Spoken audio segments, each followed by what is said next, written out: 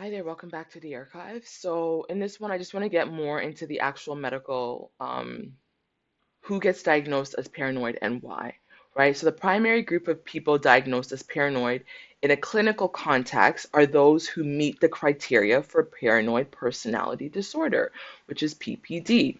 Paranoia is also a key symptom in other conditions such as delusional disorder, um, and paranoid schizophrenia, right? So why are they diagnosed? So the exact cause of PPD is unknown, but a combination of factors is thought to contribute to its development. So childhood trauma. A strong correlation has been found between PPD diagnosis and a history of childhood trauma. Again, I'm not a licensed therapist. I'm not a clinical psychologist. I'm not anything. I have a PhD from feminist and gender studies, where I looked at the role of shame in getting into our uh, in between our interpersonal relationships. I'm talking about this topic because as a sociologist, as somebody who studies, as an ethnographer, I pay attention to what's going on in culture, and I'm seeing the word paranoid, similar to narcissism, being used around, thrown around, when a lot of us don't even know what it is. So all I'm doing is basically sharing what the APA definition of paranoia is. Okay, I am not trying to say I'm a clinical anything, because experts get real mad when people who aren't actually registered. I'm not start talking about this stuff. All I'm doing is from a sociological perspective. I'm saying I'm paying attention. The pattern is a lot of us are using the word paranoid.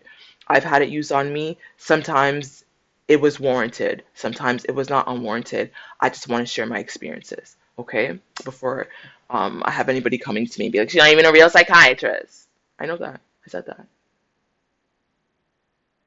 So childhood trauma. There's a strong correlation found between PPD diagnosis and a history of childhood trauma, including emotional or physical abuse and neglect. Early experiences of being exploited or harmed can lead to pervasive learned expectations that others cannot be trusted. Genetics and family history, right? PPD is believed to have a genetic component. It is seen more commonly in families with a history of other psychotic disorders, such as schizophrenia or delusional disorder, suggesting a possible inherited vulnerability. Also, there are psychological factors, right? The use of projective defense mechanisms is often theorized, where the individual projects their own unacceptable thoughts or feelings, like anger, onto others. They perceive hostility from the outside world instead of acknowledging their own internal distress. Sometimes it is projection, right? That's valid. It's said that men have higher rates of within a clinical setting. It's estimated that men are more frequently diagnosed with paranoid personality than women, which is something I wouldn't have expected. I would have thought women. So even there, it just broke my own misinformation, right? I would have thought it's more women, but according to Gemini, it's more men. Um, so again, it's very small population, 1.2% to 4.4%. Under 5% of the population actually is clinically diagnosed with paranoid personality disorder. Very, very few of us, right? Which is why I'm saying that for a lot of us, we use it as a deflection tactic. Because if under 5, less than 5% of the population actually is clinically diagnosed with it, then a lot of us have learned to weaponize it to kind of shirk our own accountability, right? So when a person is caught in a lie, accusing the other person of being paranoid, of being too crazy, too sensitive, it serves as a manipulative purpose, right? So the primary goal of deflection is shifting the focus away from the original problem, which is a lie. You're not being watched. Technology doesn't work like that. Lie. Technology does work like that. You just can't tell me because then you have to go into how I'm right and it makes you look like a bad person. You don't want to do that.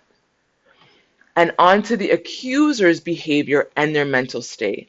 By questioning the accuser's sanity and judgment, the liar completely sidesteps the need to explain or apologize for their dishonesty. I don't have to apologize to you. I don't have to say anything else. You're crazy. Smooth. walk away nice. You're just, I thought you guys say, I'm crazy? You're paranoid? Am I paranoid? And then you start thinking, am I paranoid? You're right. I am paranoid. I am crazy. You are, and then you start, whole time it was a lie. Whole time they're lying to you, manipulating to you, which goes into the gaslighting, right? By calling someone paranoid is a key phrase of gaslighting. Gaslighting is a form of psychological manipulation where an individual seeks to sow seeds of doubt in a targeted individual or group, making them question their own memory, their own perception, and their own sanity. So they plant that seed of doubt. I don't know what you're talking about. I was thinking about illustrators. Anyway, I'm not gonna get into it. But you're lying to me. I don't know what you're talking about. So then you start talking shit about them. Now but you're mad at me? You didn't know what I was talking about. Joe, I thought you didn't know what I was talking about. So now you're mad? Why are you mad? How would you even know I called you a little bitch if you weren't? I'm paranoid, right? So, it's an invalidating reality. So the liar dismisses a concrete evidence or logical suspicions as an irrational psychological problem of the accuser. It erodes self-trust, right? Repeatedly being told that one is paranoid makes the victim doubt their own instincts and memory. Now you don't even trust yourself because you do think you're paranoid. You do think you're crazy. I think I really am crazy. You guys are right. Everybody can't be wrong. You're all right. I'm the only one that's wrong. No, I think you guys are all right. And I went through that for a very long time. I was like, oh my God, I felt so bad. Oh my God, I talked so much shit about this person. I burned all these bridges. The whole time they didn't know what I was saying. I thought I was trying to trap them. I feel terrible. I've been such a bad person. I'm crazy. Oh my God, right? Let me kill myself. I don't deserve to be here. Whole time you were right.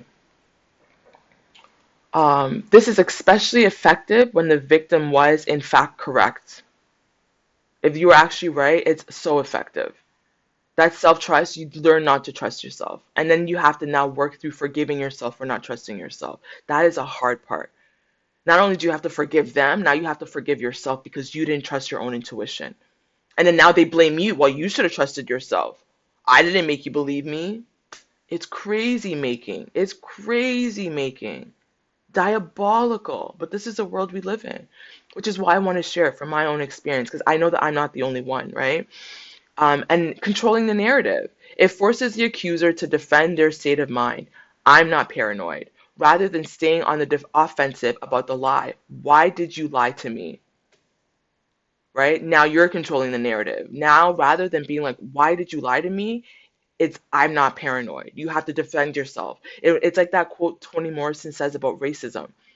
Toni Morrison says the function of racism is to keep you compete, distract you. Now I got to continue. I am valid. I am intelligent. I do have the credits. I'm not a DEI. Rather than be like, why are you a racist? So why calling someone who is right paranoid is manipulation? The manipulation is potent precisely because the accuser is right.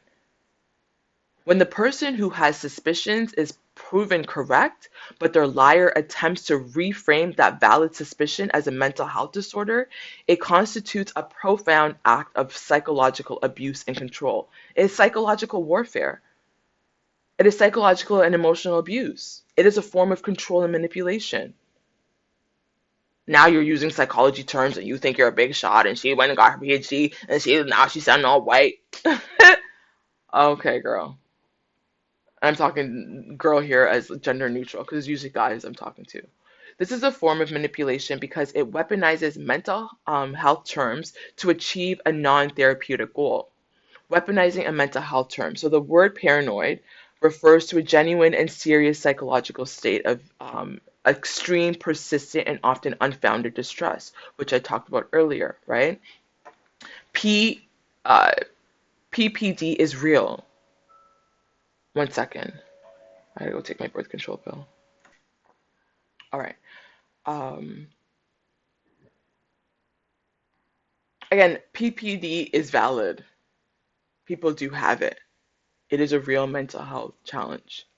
It's not a joke. right? Weaponizing is not fun. Um, but when the liar suggests that the accuser's accurate perception is actually a sign of mental instability, it's a form of manipulation. It creates a false sense of power and balance, right? If the accuser accepts the label as paranoid, right? If I am like, oh, I am paranoid, then we essentially surrender our strength. We give our power away, which is our truth, right? Um, and then we take on a position of weakness. Now I'm a mental health patient. Now I am crazy. Now I really am, right? It's a form of giving our power away. You concede. You no longer trust yourself. You no longer believe in indigenous technologies like intuition. Intuition is not even real now. Now you're just making things up, right? You give your power away. You do feel defenseless. You do feel powerless. You feel like you have no other options. You're right. Wow. I am paranoid. I am crazy. Huh. Imagine that. This gives the liar control over the interaction, the relationship, and future accountability. All about control. That's what I'm saying. They don't like you. These people don't like you. They just want to control you. They don't care about you. I hate to break it to you. Even if it's your loved one, they don't like you. People who love you will not do that to you. They will tell you the truth, even if it's hard.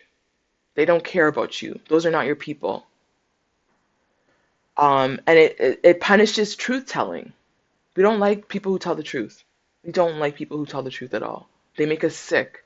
We would rather someone lie because we're all lying. So it serves as a warning that discovering the truth will lead to emotional punishment and character assassination. Telling the truth leads to character assassination. Now Dorothy's such a what a narcissist. She thinks everybody's watching her. Girl, you have with your fake ass enemies. Don't nobody care about you. Nobody's watching you. Get over yourself. Like the guy at the gym. Get over yourself. I'm not watching you. I'm not filming you. Who are you for me to film? Whole time you're in their phone. The world doesn't revolve around you. Whole time they're making the world their world revolve around you. It's crazy making, but it makes them look foolish. So they have to make you look foolish. You're a liar. So it teaches the accuser to stop asking questions and to ignore their own intuition to avoid being labeled as crazy. That's point blank, period. That's all it is. I don't want to be accountable. I don't want to be the one to have to go into this. I don't want to be the one to bear the bad news. I don't want to look like the bad guy. I'm just going to call you crazy, call it a day. You're crazy. I cut all of them off. I don't care if you're my brother. Get out of my face with that bullshit. You don't care about me. I don't care. We don't care about each other then. But then those are the same people who want you to stay in their lives. My father leaving another voicemail message today. Get out of my face with that. You don't care. We don't care about each other. People who care about each other don't lie like that. We are accountable to each other. If you care about somebody, you are accountable to them. Technology doesn't work that way. Whole time they're planting devices in your apartment. Now you're the paranoid one for clocking it. Again, they don't know how you know. It's like that autistic study with that the researcher was problematic, but I don't remember their name. It was like the autistic study where they had a hidden camera in the room and they sent the autistic boy in there, and immediately he was like the boy knew that there was a camera in the room, and they're like he's crazy. How do, is he crazy or is there a camera in the room? So again, as we get into this digital age where people get more stealth about stuff, as you're calling out oppressions, right? Racism, you're like, that's white supremacy. I know you're helping me to get this job, but something about your tone and the way you're saying it is just it's giving racist. And they're like, "Ah, how can I be racist? I'm helping you." Okay, right? Just that's all I wanted to say. Is like it's just we're getting into dangerous territory where we're doing it instead of narcissism, now it's paranoid, right? Instead of crazy, now it's paranoid. All of it is essentially the same thing.